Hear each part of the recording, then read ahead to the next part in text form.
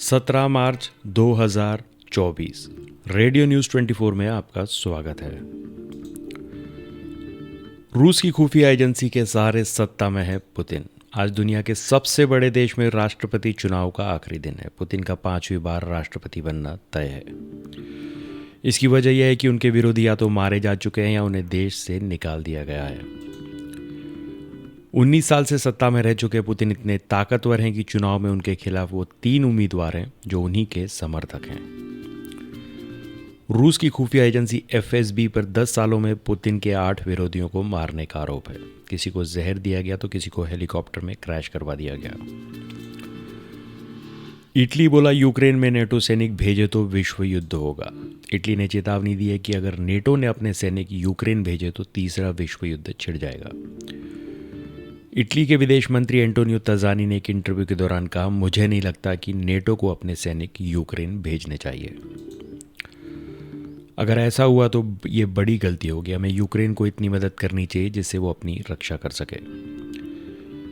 Ukraine में घुसकर रूस के खिलाफ लड़ने का मतलब है तीसरे विश्व युद्ध को न्योता देना।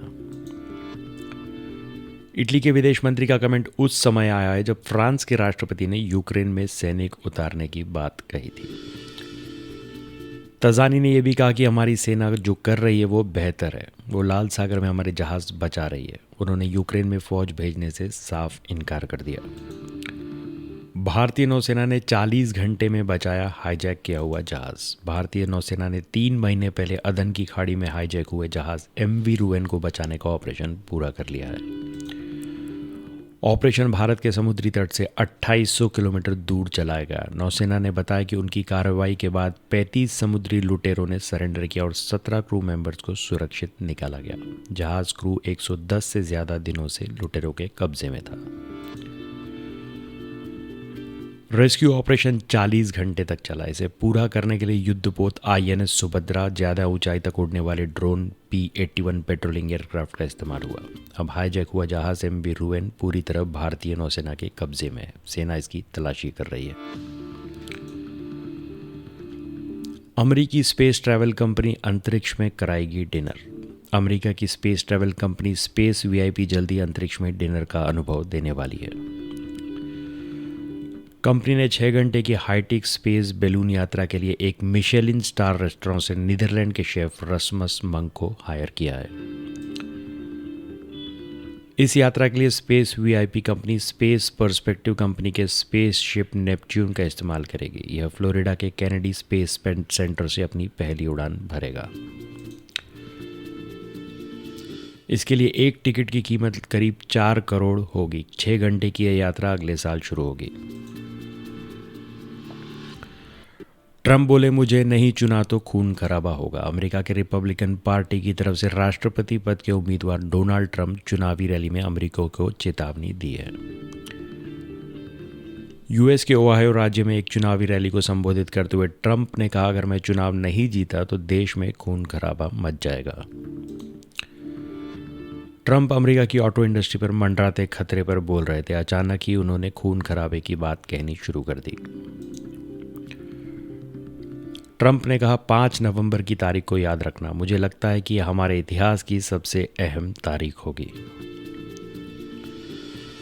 अमेरिकी मीडिया हाउस न्यूयॉर्क टाइम्स के मुताबिक ट्रंप ने 90 मिनट के भाषण में शरणार्थियों के बारे में कहा कि वो इंसान नहीं है। अमेरिका के पेंसिल्वेनिया में गोलीबारी, 3 की मौत। अमेरिका के पेंसिल्वेनिया स्थित फिलाडेल्फिया के फॉल्स टाउनशिप में शनिवार 16 मार्च को गोलीबारी में 3 लोगों की हत्या कर दी गई। घटना को अंजाम देने के बाद आरोपी न्यू जर्सी के ट्रेटन भाग गया।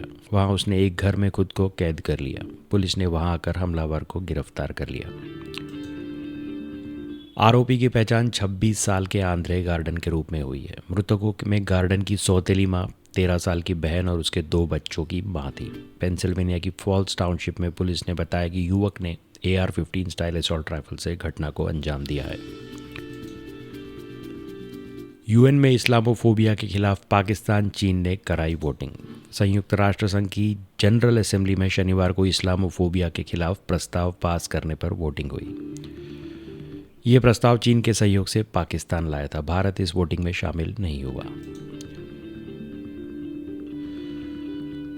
पाकिस्तान ने इस्लामोफोबिया के जिक्र में CAA और राम मंदिर का भी जिक्र किया। UN में भारत की राजदूत रुचिरा कंबोज ने इसकी कड़ी आलोचना की। उन्होंने कहा, मेरे देश के मुद्दों पर इस डेलीगेशन के गलत विचार हैं।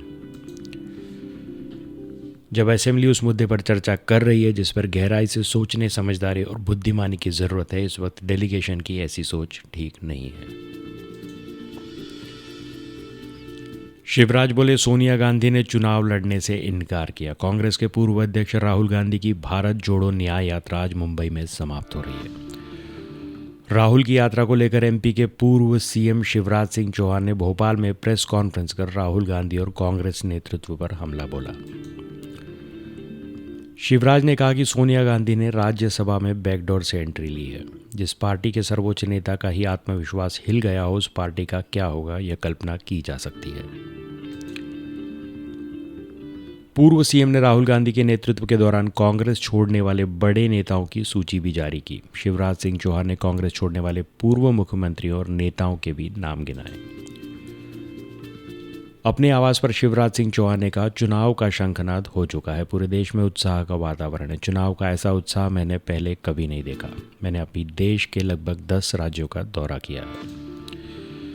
तो आज के लिए बस इतना ही। तब तक के लिए हंसते रहें, मुस्कुराते रहें, स्वस्थ रहें, व्यस्त रहें और मस्त रहें। और चैनल को भी ज़रूर सब्सक्राइब करें। धन्यवाद।